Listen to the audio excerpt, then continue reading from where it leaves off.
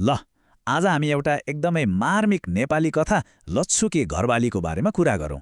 यो कथाले प्रेम, धोखा अनि मानवीय सम्बन्ध कति जटिल हुन सक्छ भन्ने कुरालाई छर्लङ्ग पार्छ। ल सुरु गरौँ है त। कथाको सुरुवात कुनै पात्रबाट होइन, बरु एउटा ठाउँबाट हुन्छ। जुट मिलको मजदुर कोलोनी। सोच्नुस् त कस्तो होला, एकदमै उजाड र निराश देखिने संसार। यो एउटै चित्रले नै कथाको पुरै माहौललाई देखाइदिन्छ। अनि यो ठाउँ यो केवल एउटा पृष्ठभूमि मात्रै होइन, यहाँको वातावरण आफैमा एउटा मुख्य पात्र जस्तै हो, जसले त्यहाँ बस्ने हरेकको जीवनलाई आफ्नो आकारमा ढाल्छ। यहाँको जीवन कस्तो छ भने आधारभूत आवश्यकता पनि मुस्किलले पूरा हुन्छ। गरिबी छ, सङ्घर्ष छ र यो समुदाय मानौ अस्तित्वको किनारमा बाँचिरहेको छ। हो, यही संसारभित्र अब हामी कथाका दुई मुख्य पात्रलाई भेट्छौँ, एक पति र एक पत्नी। उनीहरूको सम्बन्ध एकदमै असन्तुलित छ। अब यहाँ हेरौँ त, कस्तो अचम्मको भिन्नता छ यी दुईमा। एकातिर लच्छु छ जो जीवनबाट हारेको जस्तो देखिन्छ, अर्कोतिर रमिया जो आफ्नो निराशाजनक परिवेशलाई पटक्कै वास्ता गर्दिन, बरु त्यसबाट माथि उठ्न खोज्छे। लच्छुको दिनचर्या हेर्ने हो भने ऊ चुपचाप पीडा र उपेक्षा सहेर बाँचिरहेको छ।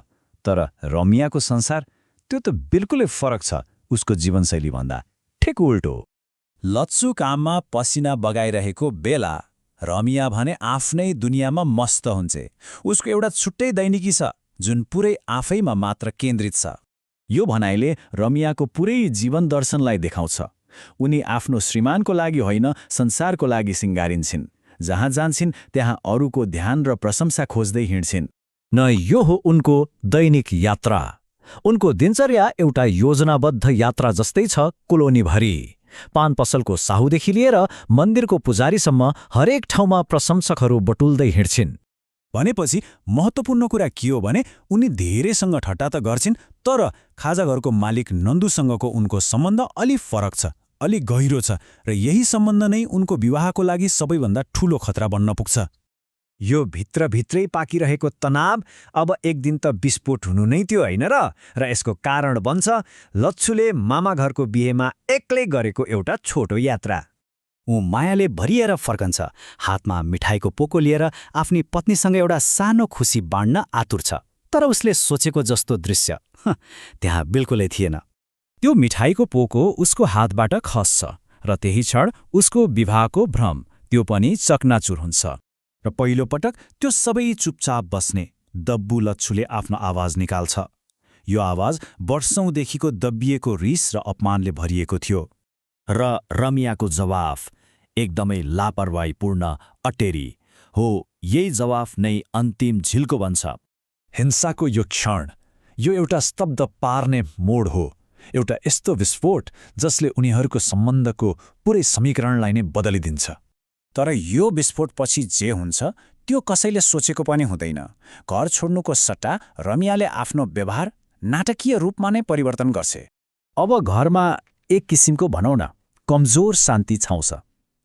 रमिया ठ्याक्कै त्यही कर्तव्यनिष्ठ पत्नी बन्छे जसको लच्छुले सधैँ सपना देख्ने गर्थ्यो। लच्छु त पुरै धोकामा पर्छ। उसलाई के लाग्छ भने उसको हिंसाले उनीहरूको समस्या समाधान भयो, तर ऊ रमियाको व्यवहार पछाडिको योजनालाई बुझ्न सक्दैन, देख्नै सक्दैन। यो भ्रामक शान्ति यो 1 वर्षसम्म टिक्छ, जबसम्म कथाको अन्तिम र सबैभन्दा विनाशकारी धोखाको पर्दाफास हुँदैन। शिबुले उसलाई के भन्छ भने खाजाघरको मालिक नन्दुले आफ्नो पसल बेचेर मध्यरातमा नै भाग्यो। अनि शिबुले त्यो अन्तिम सबैभन्दा ठूलो चोट दिने खबर सुनाउँछ। रमिया गएकी थिए र जाँदा जाँदै उसले लच्छुको पुरै हप्ताको कमाई पनि सँगै लिएर गएकी थिए। आफ्नो साथीले भनेको कुरा र रित्तो झोपडी यति अकाट्य सत्यको सामना गर्दा पनि लच्छुले पत्याउनै सक्दैन। ऊ एउटा एकदमै हताश, असम्भव आशामा अल्झिरहन्छ। र कथाले लच्छुलाई आफ्नै अस्वीकारको बन्दी बनाएर छोडिदिन्छ अनि हामीलाई सोच्न बाध्य बनाउँछ कि मानव हृदयलाई चलाउने शक्तिहरू एकातिर प्रेमको अन्धो भक्ति र अर्कोतिर धोकाको योजनाबद्ध क्रूरता, यी दुई मध्ये कुन बढी शक्तिशाली होला?